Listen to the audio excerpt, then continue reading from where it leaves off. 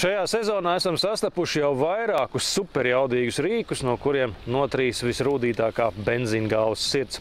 Tomēr šoreiz trasē 333 piezemējies sevišķi rets zemu lidojošs objekts, un tas ir jaunais Ford Focus RS.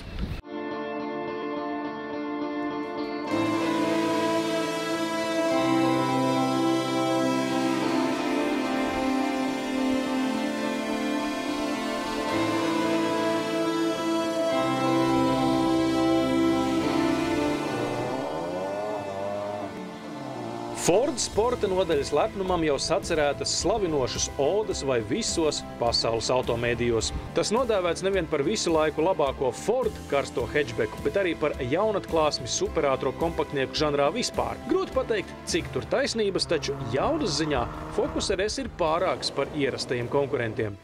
Šī motorpārsaga atvēršana līdzinās leģendārās Pandoras lādes atdarīšanai. Mēs nekad nevaram zināt, kas no turienes izlauzīsies ārā, tomēr riskēsim. Un uzraksts uz motora dekoratīvā vāka vēsta Ford Performance. Šis 4 cilindru turbodzinējs izsniedz ne vairāk ne mazāk kā 350 zirgspēkus standarta izpildījumā. Un tas joprojām ir pietiekams arguments, lai Focus RS beidzot kļūtu par pilnpiedziņas automašīnu.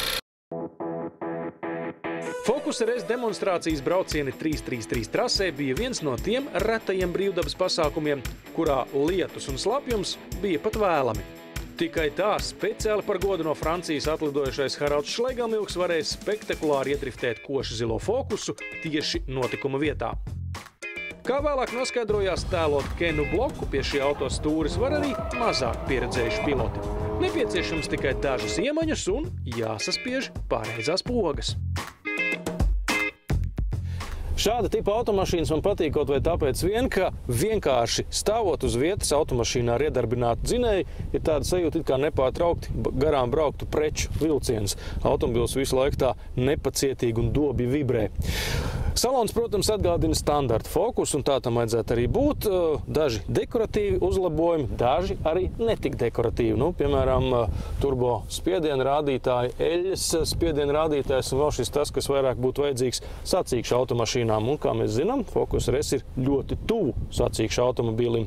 Šie sēdekļi ietilpst standarta aprīkojumā. Par piemaksu var dabūt arī dziļākus un cietākus sēdekļus ar tā saucamajām ausīm. Un pats galvenais šeit – drive mode.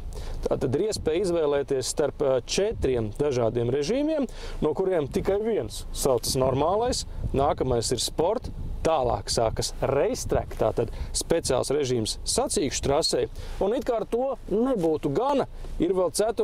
režīms Kenam blokam, kurš saucas, drift.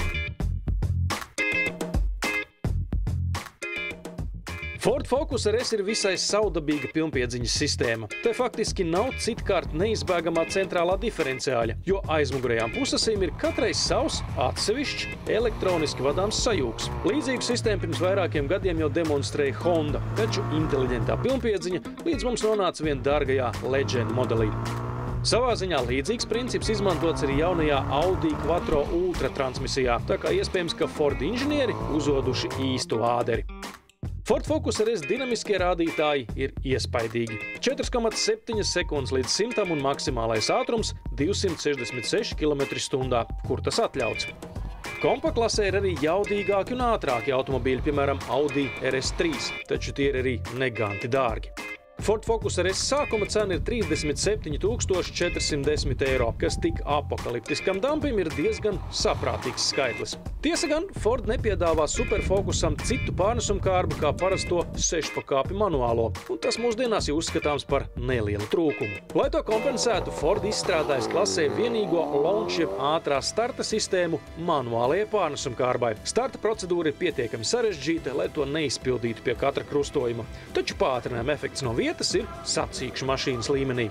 Pāri visam Ford Focus RS joprojām ir ikdienā lietojams 5-duru hatchbacks ar normālu bagāžnieku un ierastajām komfortierīcēm, parkošanās sensors un gājēju radarus ieskaitot. Ja gribas nostāties pretīm pelēkai ikdienai, par papildus samaksu Focus RS var aprīkot ar lielākām Brembo ražojuma bremzēm un 19 colu kaltiem diskiem ar trasē paredzētām Michelin riepām.